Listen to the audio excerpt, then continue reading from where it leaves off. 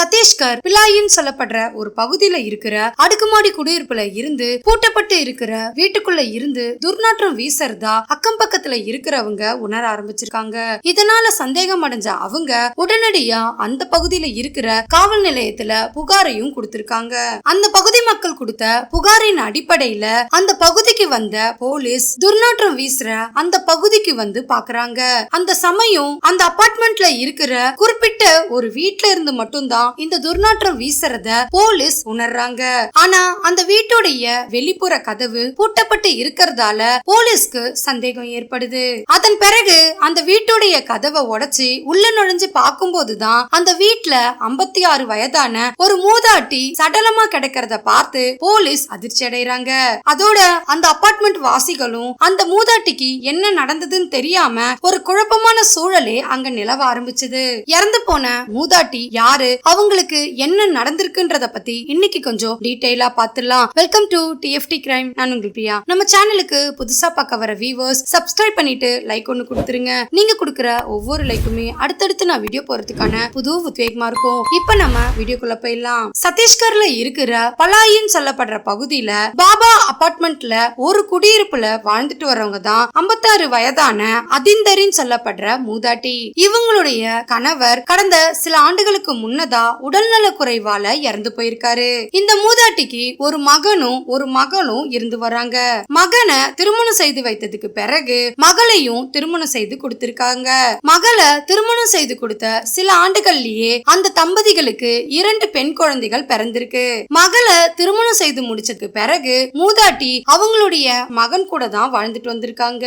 மூதாட்டியான அதிந்திராவுடைய கணவர் உயர் பதவியில இருந்ததால அவங்களுடைய 2 பிள்ளைகளுக்கும் உயர் கல்வியை கொடுத்து வளர்த்திருக்காங்க. அதோட மூதாட்டியான அதிந்திராவுடைய தாய் வழியிலையும் அதிகப்படியான சொத்துக்கள் இருக்கிறதா சொல்லப்படுது. அதோட அவர் கணவர் வீட்டு சைட்ல இருந்தும் ஏகப்பட்ட சொத்துக்கள் அவங்க கணவர் பேர்ல இருக்கிறதா சொல்லப்படுது. இந்த நிலையில அவரு உயிரிழந்துட்ட பிறகு அவருடைய சொத்துக்கள் எல்லாமே அவருடைய மனைவியும் மூதாட்டியான அதிந்திராவுக்கு வந்து சேர்ந்திருக்கு. மகனுடைய திருமணத்துக்கு பிறகு தன்னோட மகன் கூடயே சேர்ந்து வாழ்ந்துட்டு வந்த அதிந்திரா குடும்ப பிரச்சனை காரணமா மகனை விட்டு பிரிஞ்சு அபார்ட்மெண்ட்ல ஒரு வீட்டை சொந்தமா வாங்கி அங்கேயே தங்கி வாழ ஆரம்பிச்சிருக்காங்க. இந்த சூழல்ல தான் மூதாட்டியான அதிந்திராவுடைய மகளும் மருமகனும் ஒரு விபத்துல இறந்து போறாங்க. அவங்க இறந்து போனதுக்கு பிறகு அவங்களுடைய 2 பெண் குழந்தைகளையும் அதிந்திரா தான் எடுத்து வளர்க்க ஆரம்பிச்சிருக்காங்க. இதனாலேயே அவங்க குடும்ப சூழல்ல சில பிரச்சனைகளும் ஏற்பட்டிருக்கு. இந்த விஷயங்கள் எல்லாத்தையும் கடந்து தன்னுடைய மகளுடைய 2 பெண் குழந்தைகளையும் அதிந்திரா தான் தொடர்ந்து வளர்த்துக்கிட்டு வந்திருக்காங்க. 2 பெண் குழந்தைகளுக்குமே தாய் தந்தை இருவரும் இல்லாததால அவங்களுடைய பாட்டியான அதிந்திரா ரொம்பவே செல்லமா வளர்த்துட்டு வந்திருக்காங்க. அந்த 2 பெண் குழந்தைகளையும் அவங்களுடைய உயர் கல்விக்காக நாக்பூர்ல இருக்கிற ஒரு தனியார் விடுதியில தங்க வச்சு படிக்கிறதுக்கான ஏற்பாடுகளையும் செய்து கொடுத்திருக்காங்க. இதை தொடர்ந்துட்டு வந்த நிலையில தான் கடந்த ஜூலை மாதம் மூதாட்டியான அதிந்தர் சடலமா போலீசால மீட்கப்பட்டிருக்காங்க. மூதாட்டியுடைய மகனுக்கும் உறவினர்களுக்கும் குடும்பத்தாருக்கும் இந்த விஷயம் தெரிய வரவே எல்லாருமே அதிர்ச்சிக்கு உள்ளாகியிருக்காங்க. சம்பவம் நடந்த இடத்துக்கு வந்த போலீஸ் வீட்டுடைய கதவு வெளிப்புறம் பூட்டப்பட்டு இருந்ததால கதவை உடைச்சுக்கிட்டு உள்ள போய் பார்த்திருக்காங்க. அந்த நேரத்துல மூதாட்டி ரத்த வெள்ளத்துல இறந்து கிடந்திருக்காங்க. அதோட மூதாட்டியோடைய உடல்ல இருந்த நகைகளும் வீட்டுல இருந்த சில விலையுயர்ந்த பொருட்களும் பணமும் கொள்ளையடிக்கப்பட்டிருக்கிறது போலீஸோடைய ஆய்வுல தெரிய வந்திருக்கு. அதோட மூதாட்டியோடைய கை கால்கள் 2மே கட்டப்பட்டு இருந்த நிலையில இருந்ததா தெரிவிச்சிருக்காங்க. இந்த சூழல்ல அந்த பகுதி முழுவதும் நடத்தப்பட்ட ஆய்வுல இந்த வழக்கு கொள்ளையடிக்கிறதுக்காக நடத்தப்பட்ட கொலை சம்பவமா இருக்குமோன்ற கோணத்திலையும் தொடர் விசாரணைகளை ஆரம்பிச்சாங்க. மூதாட்டியோடைய மகன் கிட்டையும் குடும்பத்தார்கிட்டையும் உற்றார் உறவினர்கள் கிட்டையும் தொடர் விசாரணைகளை நடத்திருக்காங்க. அதோட அந்த அபார்ட்மெண்ட் வாசிகள் கிட்டையும் போலீஸ் விசாரணைகளை நடத்திருக்காங்க. அப்படி நடத்தப்பட்ட விசாரணையில அபார்ட்மெண்ட் வாசிகள் கிட்ட மூதாட்டி அதிக அளவு பேச்சுவார்த்தைகள் இல்லன்றது போலீஸ்க்கு தெரிய வருது. அதோட மூதாட்டி அபார்ட்மெண்ட்ல இருந்த சில நபர்கள் கிட்ட சண்டைகளும் பிரச்சனைகளும் செய்து வந்திருக்காங்கன்றது போலீஸ்க்கு தெரிய வருது. இதன் அடிப்படையில போலீஸ் ஒருவேளை அபார்ட்மெண்ட்ல இருக்கிற யாராவது மூதாட்டிய கொலை பண்ணிருக்கலாமோன்ற கோணத்திலையும் தொடர் விசாரணைகளை ஆரம்பிச்சாங்க. அதோட அந்த அபார்ட்மெண்ட்ல இருக்கிற CCTV காட்சிகளையும் ஆய்வுக்கு உட்படுத்திருக்காங்க. தொடர்ந்து இந்த விசாரணை நடந்துட்டு இருந்த நேரத்துல தான் அந்த அபார்ட்மெண்ட்ல இருக்கிற பார்க்கிங்ல மூதாட்டி பயன்படுத்திட்டு வந்த மோட்டார் பைக் காணாம போயிருக்குன்றது போலீஸ்க்கு தெரிய வருது. இறந்து போன மூதாட்டி அதிர்ந்திராவுடைய வீட்டு பீரோக்கள்ல இருந்து சில சொத்து டாக்குமெண்ட்களையும் 40,000 ரூபாய் பணமும் 5 சவரன் நகையும் கொள்ளையடிக்கப்பட்டிருக்குன்றது போலீஸோடைய விசாரணையில தெரிய வந்திருக்கு. இதன் அடிப்படையில போலீஸ் தொடர்ந்து இந்த வழக்க விசாரணை நடத்திட்டே வந்திருக்காங்க. இறந்து போன மூதாட்டி கிட்ட பிரச்சனைகள் செய்துட்டு வந்த அந்த அபார்ட்மெண்ட் வாசிகள் கிட்டையும் தொடர் விசாரணைகளை நடத்திட்டு வந்திருக்காங்க. அவங்க கிட்ட நடத்தப்பட்ட விசாரணையில அவங்க எதிர்பார்த்த மாதிரியான எந்த ஒரு தகவலுமே அவங்களுக்கு கிடைக்காமலே இருந்து வந்தது. இதனால போலீஸ் அந்த அபார்ட்மெண்ட்ல இருக்கிற சிசிடிவி கேமராவை ஆய்வுக்கு உட்படுத்தி இருந்தாங்க. அந்த ஆய்வுல அவங்க சந்தேகப்படக்கூடிய நபர்கள் யாருமே அந்த அபார்ட்மெண்ட்டுக்குள்ள நுழையலன்றது போலீஸ்க்கு தெரிய வருது. இதனால இந்த வழக்குல குழப்பமடைஞ்ச போலீஸ் மூதாட்டியுடைய குடும்பத்தார் மேல சந்தேகம் ஏற்படுது. அதுக்கான காரணம் மூதாட்டியுடைய சடலத்தை மீட்டெடுக்கும் போது அந்த வீட்டுக்குள்ள இருந்து எந்த ஒரு பொருட்களுமே உடையாம இருந்திருக்குன்றத போலீஸ் நோட்டீஸ் பண்ணிருக்காங்க. இதனால மூதாட்டிக்கு தெரிந்த நபர்களாலேயே அவங்களுக்கு இந்த சூழல் ஏற்பட்டிருக்கலான்ற கோணத்திலையும் தொடர் விசாரணைகளை நடத்திட்டு வந்திருக்காங்க. அப்படி நடத்தப்பட்ட விசாரணையில மூதாட்டியோடைய இரு பேத்திகள் கிட்டையும் விசாரணைய நடத்திருக்காங்க. மூதாட்டியோடைய மூத்த பேத்தியான தீப் ஜோத்கவர் கிட்டையும் விசாரணைகளை நடத்திருக்காங்க. அதோட இளைய பேத்தியான 17 வயதான சிறுமி கிட்டையும் போலீஸ் விசாரணைய நடத்திருக்காங்க. அப்படி அவங்க கிட்ட நடத்தப்பட்ட விசாரணையில தங்களுக்கு இத பத்தின எந்த ஒரு விஷயமே தெரியாதது போலவே பேசிட்டு வந்திருக்காங்க. போலீஸுடைய இறுக்கமான விசாரணைக்கு பிறகுதான் மூத்த பேத்தியான தீப் ஜோத்கர் போலீஸ் கேக்குற கேள்விகளுக்கு முன்னுக்கு பின்னான பதிலையே சொல்லிட்டு வந்திருக்காங்க.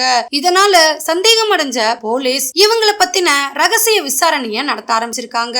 அப்படி நடத்தப்பட்ட ரகசிய விசாரணையில மூதாட்டி பயன்படுத்திட்டு வந்த மோட்டார் பைக்க கடந்த ஜூலை 24ஆம் தேதி அன்னைக்கு தீப் ஜோத்கர் தான் அபார்ட்மெண்ட் பார்க்கிங்ல இருந்து அவங்களுடைய பைக்க கொண்டு போயிருக்காங்கன்றதுக்கான சிசிடிவி ஆதாரங்களை போலீஸ் சேகரிச்சிருக்காங்க. இதன் அடிப்படையில தீப் ஜோத்கர் மேல அதிகப்படியான சந்தேகம் ஏற்பட்டு அவங்க கிட்ட தொடர் விசாரணைகளை நடத்தி வந்திருக்காங்க. போலீஸோடைய கிறுக்குப்பிடி விசாரணையில தீப் ஜோத்கர் தன்னோட பாட்டிய தானும் தன்னுடைய தங்கையும் சேர்ந்துதான் கொலை செய்துட்டதா போலீஸ் கிட்ட வாக்குமூலம் கொடுத்திருக்காங்க. இத கேட்டு போலீஸும் மற்ற உறவினர்களும் குடும்பத்தாரும் அதிர்ச்சி அடைறாங்க. அந்த அபார்ட்மெண்ட் வாசிகளுமே அதிர்ச்சி அடைறாங்க.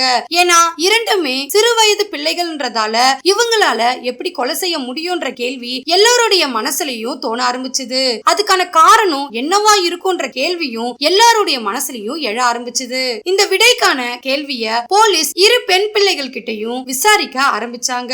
அப்படி நடத்தப்பட்ட விசாரணையில கடந்த ஜூலை 24ஆம் தேதி அன்னைக்கு தானும் தன்னோட தங்கையும் சேர்ந்துதான் தன்னுடைய பாட்டிய கொலை செய்ததா சொல்லியிருக்காங்க. அதுக்கான காரணம் கொஞ்ச நாட்களாவே தனக்கும் பாட்டிக்கும் தொடர்ந்து பணப்பிரச்சனைகள் ஏற்பட்டுட்டு வந்ததா சொல்லியிருக்காங்க. மூதாட்டி தன்னுடைய பேத்திகளுக்கு தேவையான அனைத்து பொருட்களையும் வாங்கி கொடுத்து அவங்களுக்கு தேவையான செலவுக்கான பணத்தையும் கொடுத்திருக்காங்க. ஆனா சில நாட்களாவே மூத்த பேத்தியான தீப் ஜோத்கர் தன்னோட பாட்டி கிட்ட மேலும் பணம் கேட்டு தொந்தரவு செய்ய ஆரம்பிச்சிருக்காங்க. அதுக்கான காரணம் தீப் ஜோத்கருடைய நண்பர்கள் வட்டாரங்கள்ல பணப்புழக்கம் அதிகப்படியா இருந்ததாவும் அதோட ஆடம்பரமான வாழ்க்கைய அவங்க விரும்பினதாலையும் தன்னோட பாட்டி கிட்ட கூடுதல் பணம் கேட்டு தொடர் பிரச்சனைகளை செய்து வந்திருக்காங்க. இந்த பிரச்சனைக்கு தன்னோட தங்கையும் உடந்தையா இருக்கிறதுக்கான முயற்சிகளையும் செய்து வந்திருக்காங்க. இருவரும் சேர்ந்து பாட்டி கிட்ட பணம் கேட்டா மட்டும்தான் பணத்தை கொடுப்பாங்கன்ற எண்ணத்துல தீப் ஜோத்கர் தன்னுடைய தங்கையவும் மூல செலவை செய்திருக்காங்க. இதனால தொடர்ந்து பிரச்சனைகள் ஏற்பட்டுட்டு வந்த நிலையில மூதாட்டி கூடுதல் பணத்தை கொடுக்கறதுக்கு தொடர்ந்து மறுப்பு தெரிவிச்சுட்டே வந்திருக்காங்க. அவங்களுக்கு தேவையான பணத்தையும் அவங்களுக்கு தேவையான பொருட்களை மட்டுமே வாங்கி கொடுத்துட்டு வந்த மூதாட்டிய எப்படியாவது கொலை செய்யணும்ன்ற திட்டத்தை போட ஆரம்பிக்கிறாங்க. அந்த சமயத்துல கூட மூதாட்டி கிட்ட பணம் கேட்டு மிரட்ட ஆரம்பிச்சிருக்காங்க. இவங்களுடைய மிரட்டலுக்கு பயப்படாத மூதாட்டி பேத்திகளை கண்டிச்சிருக்காங்க.